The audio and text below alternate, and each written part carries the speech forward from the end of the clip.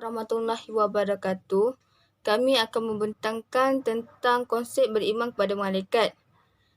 Kami mempunyai 3 sekumpulan. Yang pertama ialah saya sendiri, Nurul Afika binti Muhammad Ismailuddin. Yang kedua ialah Siti Nur Basirah binti Muhammad Agusli. Yang ketiga ialah Nur Fahana binti Muhammad Khairuddin. Akan terangkan maksud beriman kepada malaikat. Beriman kepada malaikat bermaksud percaya bahawa Allah SWT telah mencipta sejenis makhluk daripada cahaya yang mempunyai ciri-ciri tertentu dan sentiasa taat dan patuh kepada perintah Allah SWT. Sesiapa yang menolak atau menafikan kewujudan malaikat, maka batalah imannya. Kedua, saya akan terangkan dalil beriman kepada malaikat. Amanna rasulu bima wazilalahi mirabbani wal mu'minun kullu amanna billahi wa malaikati wa kutubini wa rusuli la fawrakum baina ahadin min rasulin wa qala sami'na wa ata'na ghufranaka rabbana walaikat masih. Rasul telah beriman kepada Al-Quran yang diturunkan kepadanya dari Tuhannya. Demikian pula orang-orang yang beriman. Semuanya beriman kepada Allah, malaikat-malaikatnya, kitab-kitabnya dan rasul-rasulnya. Mereka mengata, kami tidak membeza-bedakan antara seseorang pun dengan yang lain dari rasul-rasulnya. Dan mereka mengatakan, kami dengar dan kami taat. Mereka berdoa, ampunilah kami ya Tuhan kami dan kepada Engkau tempat kami kembali. Hadis beriman kepada malaikat. Sesungguhnya kami beriman dengan Allah Subhanahu wa ta'ala dan malaikat dan kitab dan rasul dan hari akhirat dan beriman kepada qada dan qadar. Riwayat Muslim. Ialah tugas umum malaikat. Tugas umum malaikat ada 4. Yang pertama ialah memikul arash. Arash ialah singgahsana Allah Subhanahu wa ta'ala yang kita tidak tahu hakikatnya, termasuk dalam makhluk dan perkara yang gaib diberitahu kepada kita oleh Allah SWT dan menjadi tanda kebesaran Allah. Ialah melindungi orang yang menuntut ilmu. Orang yang memiliki ilmu, Allah akan mengangkat darjatnya. Seperti mana di dalam Al-Quran disebut Allah meninggikan orang-orang yang beriman di antara kamu dan orang yang memiliki ilmu. Ketiga ialah membantu dan menolong tentera Islam. Malaikat juga membantu dan menolong tentera Islam melalui ayat 9 hingga 10. Surah An-Fa'at yang bermaksud, ingatlah ketika kamu memohon pertolongan kepada Tuhan kamu. Lalu ia perkenankan pertolongan kamu dengan firman-Nya, sesungguhnya aku akan membantu kamu dengan 1000 bala tentera dari malaikat yang datang. Berselawat ke atas orang yang melakukan kebaikan. Malaikat juga berselawat ke atas orang yang melakukan kebaikan di muka bumi ini. Antaranya orang yang mendoakan saudaranya tanpa pengetahuan orang yang didoakannya. Rasulullah SAW bersabda, maksudnya, doa seorang Muslim untuk saudaranya yang dilakukan tanpa pengetahuan orang yang didoakannya adalah doa yang dikabulkan. Pada kepalanya ada malaikat yang menjadi wakil baginya. Setiap kali dia doa untuk saudaranya dengan sebuah kebaikan, lalu malaikat itu berkata, amin, dan engkau pun mendapat apa yang ia dapatkan. Riwayat Muslim. Itu sahaja daripada saya. Sekian, terima kasih. Okey, Assalamualaikum warahmatullahi wabarakatuh. Nama saya Siti Nur Basirah binti Muhammad Agusli. Nombor matriks DPZ 20202513 dari kelas DPZW1A. Okey, baiklah, saya akan menerangkan nama dan tugas malaikat yang wajib diketahui oleh kita. Okey. Seperti mana yang kita ketahui, malaikat ni dia ada beribu, dia ada banyak. Tapi yang perlu kita ketahui adalah 10. Okay, saya akan menyanyikan sedikit lah nama-nama malaikat ni yang telah diajar oleh guru sekolah rendah saya. Okay, saya 1, 2, 3. Jibril, Mikail, Ridwan, Malik, Munkar, Nakir, Rakib, Atid, Israel, Israfil, semuanya 10 malaikat kita hafal namanya. Okey, malaikat pertama iaitu malaikat Jibril. Tugasnya menyampaikan wahyu. Okey, saya akan menceritakan sedikit tentang sejarah Nabi Muhammad SAW ketika menerima wahyu yang pertama daripada malaikat Jibril. Okey, ketika itu baginda pergi ke Gua Hira untuk bermunajat kerana kawasan Gua Hira tersebut agak tersembunyi dan berada di puncak bukit. Okey, baginda ke sana bagi menghindari masyarakat Arab jahiliyah yang ketika itu masih belum beriman kepada Allah Subhanahu Wa Taala dan masih melakukan maksiat dan dosa-dosa besar. Okey, ketika itu datangnya malaikat Jibril dekat baginda dan menyuruh baginda membaca surah Al-Alaq ayat 1 sampai 5. Okey, Iqra, bacalah. Tetapi baginda Nabi Muhammad terkaku kerana tak tahu nak baca. Okey, dia ulangnya kali kedua, Iqra. Dan baginda masih berdiam. Dan kali ketiga, Iqra. Dan bacalah maksudnya. Tetapi baginda tak boleh nak baca. Lalu baginda menjawab kepada Jibril, Ma ana biqarin, saya bukanlah seorang yang pandai membaca. Lalu malaikat Jibril mengajarnya untuk membaca ayat tersebut. Okay. Selepas itu baginda pulang ke rumah dan dalam keadaan menggigil dan menceritakan kepada isterinya Siti Khadijah tentang perkara yang telah terjadi di Gua Hira tersebut. Okay, lalu Khadijah mendengar cerita baginda. Selepas mendengar cerita tersebut, baginda diselimutkan oleh Khadijah. Okey, seterusnya malaikat Mikail. Okey, malaikat Mikail ni dia menurunkan hujan dan mengatur pembahagian rezeki, tugasnya. Okey, dia akan memberi rezeki kepada semua makhluk yang hidup kat dunia ni. Allah turunkan rezeki daripada dia dan dia yang akan memberi rezeki itu. Okey, seterusnya malaikat Ridwan. Tugasnya ialah menjaga syurga. Okey, seperti yang kita ketahui, syurga ni tempatnya orang-orang yang beriman sahaja yang akan masuk ke dalam syurga.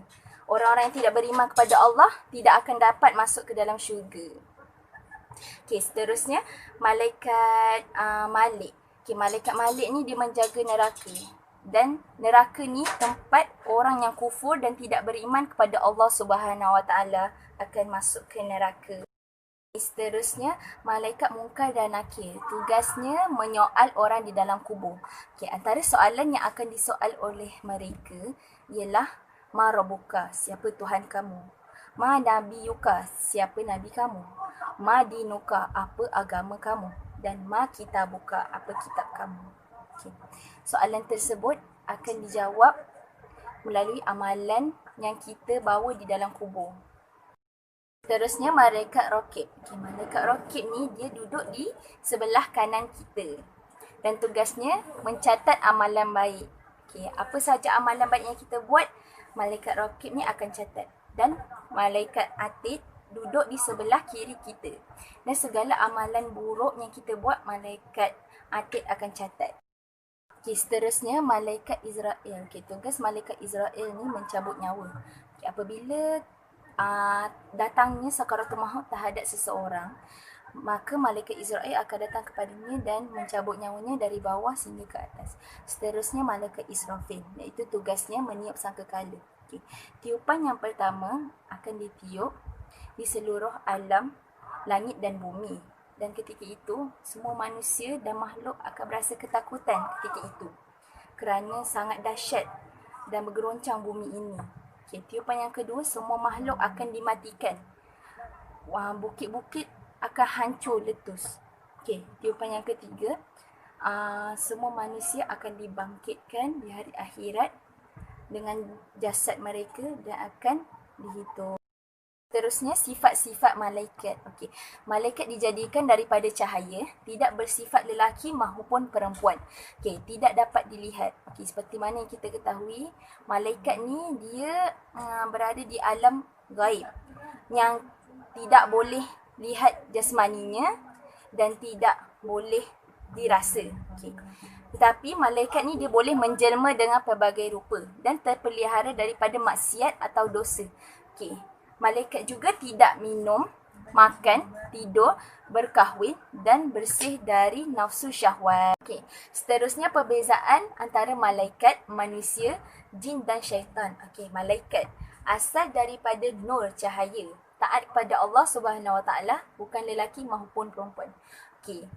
Seperti yang kita ketahui, malaikat ni dia terpelihara daripada melakukan perkara maksiat dan perkara yang berdosa. Okey, seterusnya manusia asal dari tanah. Ada lelaki dan juga perempuan. Ada yang taat dan ada yang ingkar. Okey, manusia ni sebaik-baik ciptaan yang diciptakan oleh Allah Subhanahu Wa Taala. Jadi kita sebagai Muslim Islam wajib beriman dan taat segala perintah Allah. Tapi manusia sekarang ni dia lalai dengan dunia. Mereka lalai dengan semua itu. Seterusnya, jin dan syaitan. Okey, berasal dari api, ada betina dan ada jantan. Okey, jin ni ada yang taat dan ada yang ingkar. Manakala syaitan pula ada yang sentiasa derhaka pada Allah Subhanahu Wa Taala. Okey, saya nak ceritakan sedikit tentang pada zaman dulu. Ketika terciptanya Nabi Adam alaihissalam. Ketika itu ada malaikat dengan jin. Okay, Allah suruh malaikat dengan jin tunduk kepada Adam. Tetapi hanya malaikat saja yang mengikut perintah Allah. Dan jin ingkar, tidak mahu tunduk pada Nabi Adam. Dan di situ jin berjanji akan menyesatkan kaum Nabi Adam alaihissalam. Assalamualaikum warahmatullahi wabarakatuh. Nama saya Nurfana binti Muhammad Khairuddin. Saya akan terangkan tentang hukum orang beriman dengan malaikat dan hukum orang tak beriman dengan malaikat. Apabila kita beriman dengan malaikat, kita percaya malaikat tu wujud. So hukum beriman kepada malaikat adalah wajib kerana ia salah satu daripada fardu ain. Apabila seseorang dah beriman kepada malaikat, percaya kewujudan malaikat, kita akan berusaha menghadiri majlis-majlis ilmu kerana kita tahu malaikat akan turut serta menghadiri majlis tersebut. Contohnya seperti majlis baca yasin, ceramah agama dan sebagainya. Okey, hukum beriman tidak beriman kepada malaikat pula adalah akan dianggap kafir kerana tak percaya dengan ciptaan Allah Subhanahu Taala. Jadi apabila seseorang tak percaya dengan kewujudan malaikat, dia lebih kepada melakukan dosa seperti berzina, minum arak dan sebagainya, sebab mungkin dia percaya kata tak ada malaikat untuk mencatat amalan baik atau amalan buruknya. Seterusnya, kesan beriman kepada malaikat ada 4, iaitu melalui perbuatan, perkataan, hati dan pemikiran. Saya terangkan dulu tentang perbuatan. Perbuatan ni melalui diri kita lah, apa yang kita buat, apa yang kita lakukan. Contohnya apabila kita beriman kepada malaikat, kesannya seseorang itu lebih taat dan patuh akan perintah Allah Subhanahu Wa Taala. Contohnya senang solat, solat awal, selalu membaca Al-Quran, sentiasa berzikir dan sebagainya. Bila kita beriman kepada malaikat, antara perbuatan lain macam kita rajin, kita sabar. Seorang tu tak mudah nak marah, cepat sabar, rajin membantu mak ayah ataupun kawan-kawan, cikgu dan sebagainya. Okey, apabila beriman kepada malaikat, kesan kedua iaitu melalui perkataan. Perkataan ni tentang kita cakap, perbualan kita. Contoh, kita mengeluarkan perkataan yang baik-baik. Bila kita beriman dengan malaikat, maksud kita percaya tentang kewujudan malaikat. Bila kita percaya, kita akan cakap benda yang baik. Sebab apa? Sebab malaikat akan mencatat amalan baik dan buruk. Apabila kita bercakap tentang baik, pahala kebaikan kita tu makin bertambah. Macam tu. Satu lagi, apabila kita melalui perkataan ini, kita sentiasa mendoakan kebaikan orang, kesejahteraan orang. Kadang kita tak kenal orang tu, tapi kita tetap mendoakan orang tu. Itu sifat yang baik lah apabila kita beriman dengan rukun iman. Okey, melalui hati. Hati ni apabila kita beriman dengan rukun iman, iaitu percaya kepada malaikat, melalui hati kita akan niat benda yang baik, nak buat benda yang baik macam tu. Contoh macam kita ikhlas buat satu benda tu kerana Allah Ta'ala, bukan untuk minta balasan, minta sokongan orang, minta pujian orang. Itu perkara yang tak baik lah. Salah satunya lain macam sifat saling sayang menyayangi. Bila kita beriman dengan rukun iman, iaitu kepada malaikat, melalui hati kita akan saling menyayangi orang lain. Tak mudah rasa nak benci orang, cemburu tentang orang, sakit hati dan sebagainya. Okey, terakhir tentang pemikiran. Melalui pemikiran, pemikiran ni kita berfikir benda yang baik. Contohnya macam kita sentiasa muhasabah diri, tak mudah nak menganggap satu ujian tu untuk kita adalah musibah. Bila kita beriman, kita akan sentiasa rasa macam okey, ujian ni adalah untuk kita memantapkan diri kita lagi untuk beriman kepada Allah SWT. Sebab apa? Sebab satu ujian tu mesti ada hikmah yang akan yang tersirat di belakang. Okey, apabila melalui pemikiran ni, kita akan sentiasa bersikap tegas, tetap pendiam, bijak membuat keputusan. Maksudnya di sini macam kita sentiasa buat benda yang baik. Sesuatu keputusan yang kita buat tu, kita fikir benda tu yang terbaik untuk kita. Tak mudah membuat keputusan melulu. Macam kita rasa macam menjadi seorang insan yang baik ni, kita perlu solat, berzikir, tapi bukannya di depan orang, tapi di belakang orang pun, tanpa kita sedar pun kita buat keputusan yang tepat macam tu. Kalau bersikap tegas ni macam contohnya kita malas. Kita kadang-kadang manusia ni kadang ada rajin, ada malas. Tak semuanya kita rasa kita rajin je. Tapi kita bersikap tegas ni, kita melakukan benda tu. Bila hati kita rasa malas, kita tetap tegas buat benda untuk mengelakkan kita menjadi seorang yang malas macam tu. Okey, seterusnya hikmah kewujudan malaikat. Antara hikmah kewujudan malaikat, salah satunya manusia akan merasa lebih selamat. Maksudnya di sini, seorang manusia macam kita lah, kita kalau ada kesusahan ataupun ketakutan, kita akan berdoa, minta pertolongan pada Allah SWT. Jadi malaikat akan turut mendoakan. Malaikat suka mendoakan orang-orang beriman. Jadi apabila malaikat mendoakan doa kita, doa malaikat lebih termakbul. Sebab Allah lebih makbulkan doa malaikat. Antara hikmah kedua, manusia akan lebih berhati-hati dalam setiap perbuatan maupun percakapan. Sebab apa? Sebab kita tahu malaikat wujud dan ada malaikat yang akan mencatat perkara baik dan buruk. Jadi dengan itu kita akan rasa lebih berhati-hati untuk melakukan perbuatan yang boleh mendatangkan dosa kepada kita. Okey, hikmah yang ketiga, memberi harapan kepada orang-orang beriman agar kembali kepada jalan Allah SWT. Sebab kita tahu dengan kewujudan malaikat, seperti tadi dah mencatat amalan baik dan amalan buruk. Jadi kita tahu apabila kita meninggal, akan ada malaikat yang mempersoalkan amalan kita di dunia, serta akan dikira amalan kita baik ataupun buruk.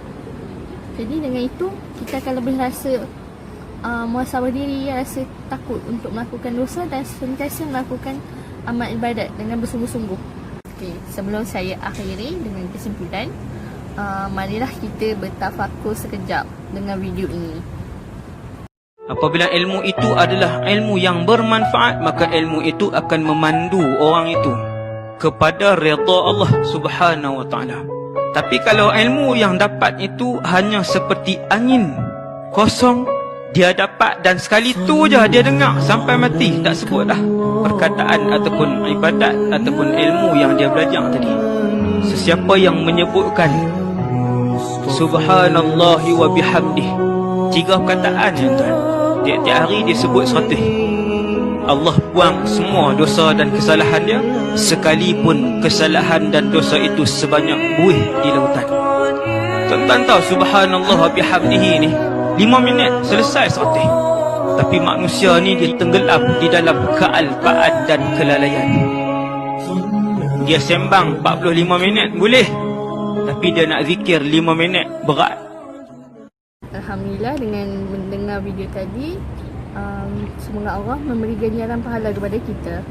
Okey, saya akhir dengan ke-9 untuk konsep beriman kepada malaikat, iaitu kita perlulah meyakini wujudnya perkara gaib seperti kewujudan malaikat, jin dan syaitan. Kesimpulan kedua, kita perlulah memperkuatkan keimanan diri kita kepada Allah Subhanahu Taala. Dan akhir sekali, kita perlu percaya dengan segala kuasa yang ada pada malaikat hanyalah pada izin Allah Subhanahu Taala. Ini bermaksud jika Allah menghendaki sesuatu, maka terjadi sesuatu itu dengan izinnya. Sekian, terima kasih.